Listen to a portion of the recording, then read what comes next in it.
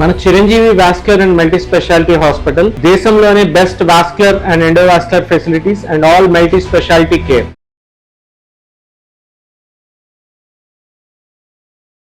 నమస్కారం అండి, నా పేరు doctor Rajesh Ukala, consultant physician at TX hospitals, Banjara hills.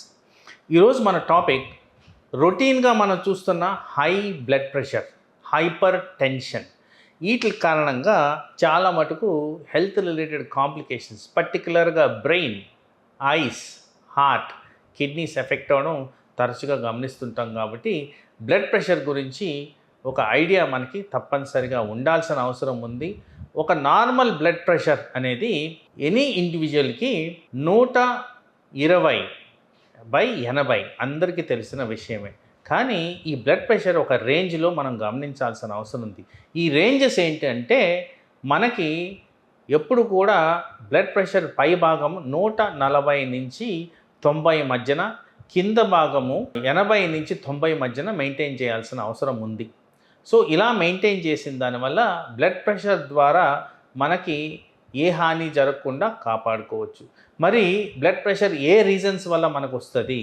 First and foremost ఈ బ్లడ్ ప్రెషర్కి రిస్క్ ఫ్యాక్టర్స్ కింద మనం చూసుకుంటే, ఒకటి ఏజ్ పరంగా పెరిగే విధంగా ఈ బ్లడ్ ప్రెషర్ కూడా పెరుగుతూ వస్తుంది.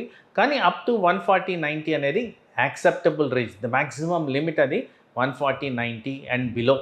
అలా మెయింటైన్ చేస్తే ఏజ్ పరంగా కూడా అది యాక్సెప్టబుల్. అది 60 ఏళ్ళు కావచ్చు, 70 ఏళ్ళు కావచ్చు, ఎవరికైనా ఆ ఏజ్ ఉన్న బ్రాకెట్స్లో చూసుకొని 140 అండ్ 90 బిలో ఉంటే అది accepted level of upper limit. అయితే ఇప్పుడు బ్లడ్ ప్రెషర్ని రెగ్యులేట్ చేసుకునే విధానంలో మనము మన దినచర్యలు ఎలా ఉన్నాయనేది కూడా చూసుకోవాలి.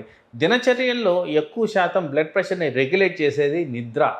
ప్రాపర్గా నిద్రపోతే 7 to 9 అవర్స్ మధ్యన ఎవరైతే ప్రాపర్గా నిద్రపోతారో, అది కూడా రాత్రి 10 గంటల నుంచి ఉదయం 6 గంటల వరకు ఈ టైం ఫ్రేమ్లో నిద్ర కానీ మనం పడుకుంటే, ఇది డెఫినెట్గా బ్రెయిన్ ద్వారా వచ్చే బ్లడ్ ప్రెషర్ ఎఫెక్ట్ని తగ్గిస్తూ లాంగ్ టర్మ్లో బ్లడ్ ప్రెషర్ రిలేటెడ్ ప్రాబ్లమ్స్ రాకుండా నివారించుకోవచ్చు. అలాగే ముఖ్యంగా మన దినచర్యలో చేయాల్సింది ఎక్సర్సైజ్. ఈ ఎక్సర్సైజ్లో 2 విధాలుగా మనం చేయాల్సింది. ఒకటి కార్డియోవాస్కులర్ ఎక్సర్సైజ్. ఈ కార్డియోవాస్కులర్ ఎక్సర్సైజ్లో హార్ట్ మీద పడే ఒత్తిడి కానివ్వండి, బ్లడ్ ప్రెషర్ రెగ్యులేషన్ కానివ్వండి, సర్క్యులేటరీ కెపాసిటీ కానివ్వండి, ఇవన్నీ మారే విధంగా మన బాడీ పనిచేస్తుంది. కాబట్టి కంపల్సరీ కార్డియోవాస్కులర్ ఎక్సర్సైజెస్ అనేది చేయాల్సిన అవసరం ఉంది. కనీసం 30 నిమిషాలు ఒక రోజులో ఈ టైం కేటాయించి కార్డియోవాస్కులర్ ఎక్సర్సైజ్ అయితే చేయాలి.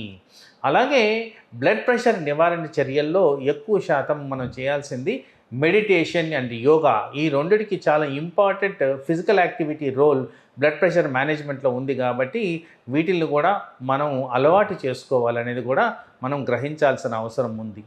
అలాగే బ్లడ్ ప్రెషర్ రెగ్యులేషన్లో ఎక్కువ శాతం వ్యసనాలకు సంబంధించి స్మోకింగ్ అండ్ ఆల్కహాల్ చాలా క్రిటికల్ రోల్ ప్లే చేస్తాయి బ్లడ్ ప్రెషర్ రెగ్యులేషన్లో. అందుకోసం స్మోకింగ్ అండ్ ఆల్కహాల్ని మనం అవాయిడ్ చేయాల్సిన అవసరం ఉంది. అదే తరుణంలో ఈ మధ్యకాలంలో వెలుగులోకి వచ్చిన ఈ వెస్టర్న్ డైట్స్లో అధికంగా షుగరు, అధికంగా సాల్ట్ కన్జ్యూమ్ చేస్తున్నాం, అధికంగా క్యాలరీస్ ఉన్నది కన్జ్యూమ్ చేస్తున్నాం. అలాగే కొలెస్ట్రాల్ శాతం ఎక్కువ ఉన్న సబ్స్టెన్సెస్ కూడా తీసుకుంటున్నాం. వాటిల్లో ముఖ్యంగా హైడ్రోజనేటెడ్ కార్బన్స్ ఎక్కువగా తీసుకుంటున్నాం. కాబట్టి ఇలాంటివన్నీ కూడా నివారించుకొని హెల్దీ డైట్స్ని మనం కన్జ్యూమ్ చేసిన దానివల్ల బ్లడ్ ప్రెషర్ని నియంత్రించుకోవచ్చు. అలాగే fresh fruits, vegetables and healthy nuts తీసుకున్న దానివల్ల వెయిట్ని అధిగమించకుండా కాపాడుకుంటూ ఆయిల్ ఆర్ కొలెస్ట్రాల్ని పెరగకుండా, తద్వారా మనకు బ్లడ్ ప్రెషర్ రెగ్యులేటరీ కెపాసిటీ కింద తీసుకురావడం అనేది జరుగుతుంది. కాబట్టి ఆ విధంగా డైట్ని మనం మలుచుకోవాల్సిన అవసరం ఉంది. ఇవన్నీ చేస్తే బ్లడ్ ప్రెషర్ ద్వారా వచ్చే కాంప్లికేషన్స్ని మనం ఈజీగా నివారించుకోవచ్చు. నమస్తే.